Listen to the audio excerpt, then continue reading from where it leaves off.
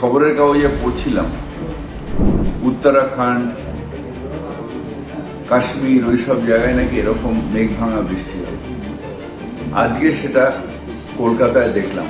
আমি কলকাতাবাসীকে বলবো আজকের দিনটা দয়া করে বাড়ির থেকে বেরোবেন। অনেকগুলো জায়গায় এরকম বেরিয়ে বিদ্যুৎ পৃষ্ঠ হয়েছে, যেখানে আমাদের লাইটগুলো জ্বলছিল না, কিন্তু যাই হোক কোনো মিটার ঘর নিচে ছিল, কোথাও রাস্তার ধারে ফ্রিজ ছিল। এগুলো 5-6 ঘন্টায় 300 মিলিমিটার বা তার বেশি বৃষ্টি, এটা একটা ভয়াবহ বৃষ্টি। আমরা প্রাণপণ চেষ্টা করে যাচ্ছি, কিন্তু প্রকৃতির হাতে আমরা সবাই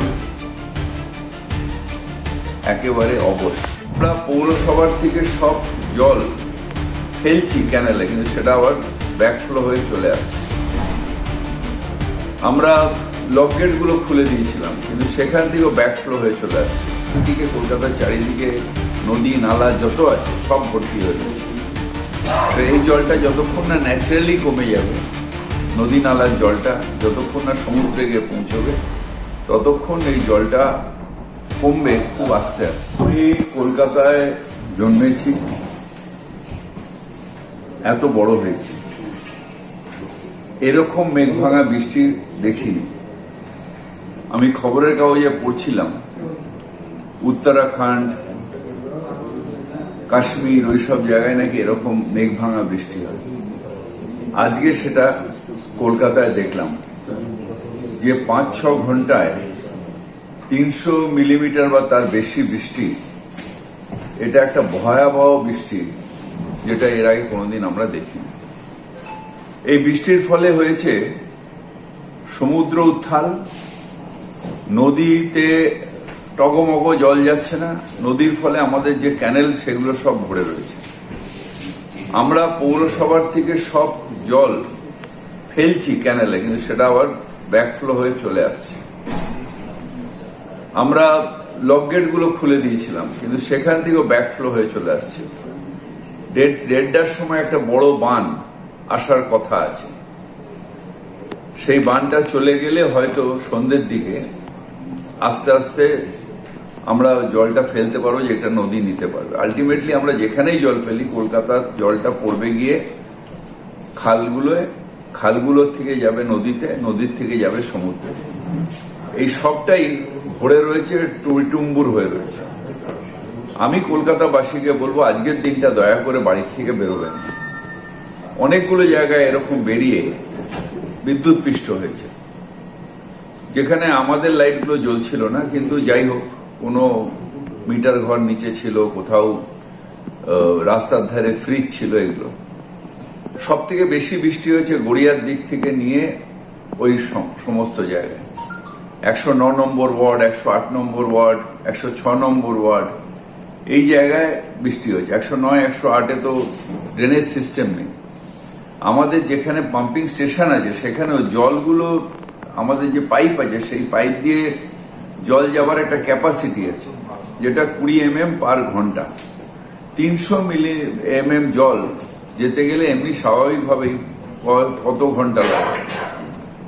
আর সেই জলটা ফেলছি যখন ক্যানেলে, সেই জলটা আবার ব্ল্যাক ফ্লো হয়ে চলে আসছে, কারণ সব ভর্তি। চারিদিকে কলকাতার চারিদিকে নদী নালা যত আছে সব ভর্তি হয়ে রয়েছে।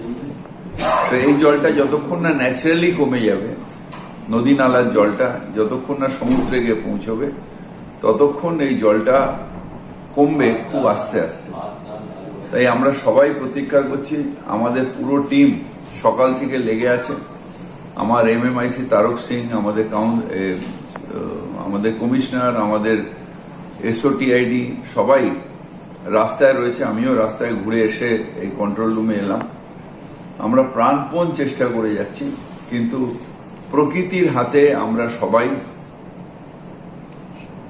একেবারে অবশ। আমরা প্রকৃতির সাথে লড়াই করতে পারি না।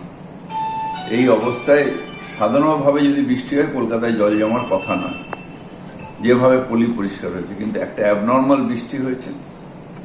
আর মানুষ, আমাদের যে কনজারভেন্সি ওয়ার্কারদের বলবো যে গালিপিটগুলোকে পরিষ্কার করে দিলে, যে প্লাস্টিকগুলো গিয়ে জমছে, বা পুজো কমিটির সামনে যে প্লাস্টিকগুলো গিয়ে জমছে, সেইগুলোকে পরিষ্কার করে দিলেও আস্তে আস্তে জলটা কিছুটা হলেও কমে যাবে। অনেকগুলো জায়গায় কমে গেছে অলরেডি।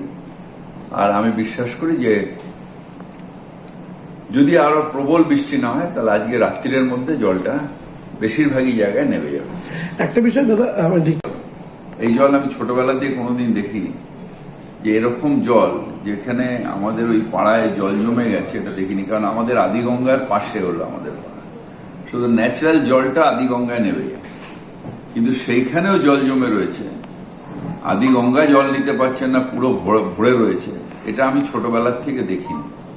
78-এ একটা বন্যা হয়েছিল কলকাতায়, তখন দেখেছিলাম। তখন আমরা ইয়াং ছিলাম, ঘাড়ে করে করে সব পরিষ্কার করে স্কুল বাড়িতে নিয়ে এসেছিলাম। এখন অনেক জায়গায় যারা গরিব মানুষ রাস্তার ধারে বা যারা লো লাইন এলাকায় থাকে তাদের অনেক স্কুলগুলো খুলে দেওয়া হয়েছে, সেখানে রয়েছে। আমরা কর্পোরেশন থেকে এবং থানার থেকে বলা হয়েছে যে খাওয়া দাওয়ার ব্যবস্থা করে দিতে। কিন্তু জল যদি আর বৃষ্টি না হয়, আমরা আশা করছি যে আজকে রাত্রির মধ্যে জলটা নেমে যাবে।